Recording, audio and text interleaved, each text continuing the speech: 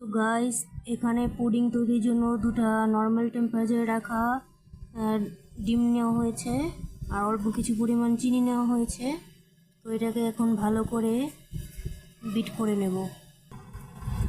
তো গাইস, এটাকে ভালো করে 5 থেকে 10 মিনিট পর্যন্ত ভালো করে বিট করে নিতে হবে। তো এখানে ডিমটা ভালো করে বিট করা হয়ে গেছে। তো এখন এখানে অল্প কিছু পরিমাণে দুধ এড করে দেব, গরুর লিকুইড তরল দুধ।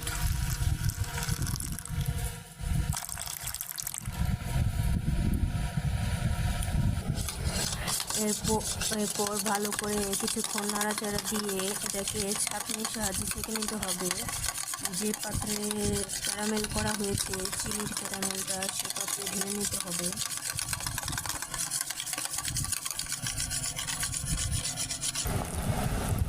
তো গাইস, এখানে এখন দুধটা ছেঁকে ঢালা হচ্ছে।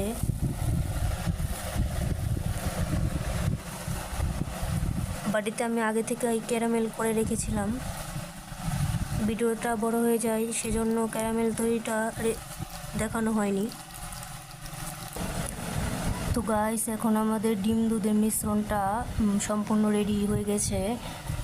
তো এখন এটাকে আমরা 30 থেকে 40 মিনিট, একটু তার থেকেও কম লাগতে পারে, এটা এখন ভাপ দিয়ে নিতে হবে। তাহলে আমাদের সম্পূর্ণ পুডিংটা রেডি হয়ে যাবে। আর ছেঁকে নেওয়ার কারণটা হলো দুধ আর ডিমের মধ্যে অনেক একটুই থাকে, ছাকড়া ছাকড়া ভাবটা থাকে ডিমের, সেটা ছেঁকে নেওয়ার কারণে সম্পূর্ণ হয়ে গেছে আর কি। তো গাইস দেখুন, এখানে পাতিলের সাহায্যে একটা স্টিম বসিয়ে অল্প কিছু পরিমাণ পানি দিয়ে এখানে এখন বসিয়ে দিয়ে বাটিটা ভাপ দিয়ে নেব। এই যে গাইস, বাটিটা বসিয়ে নিয়েছি। তো এখন এটাকে একটা ঢাকনা দিয়ে ঢেকে দিতে হবে।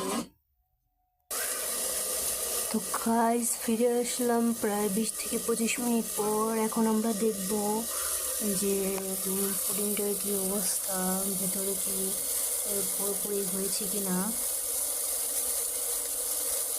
তো দেখা যাচ্ছে গাইস, মোটামুটি হয়ে আসছে।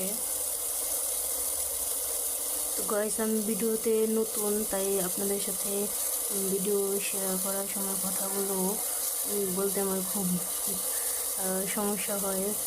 কি রেখে কি বলবো বুঝে উঠতে পারি না আর কি।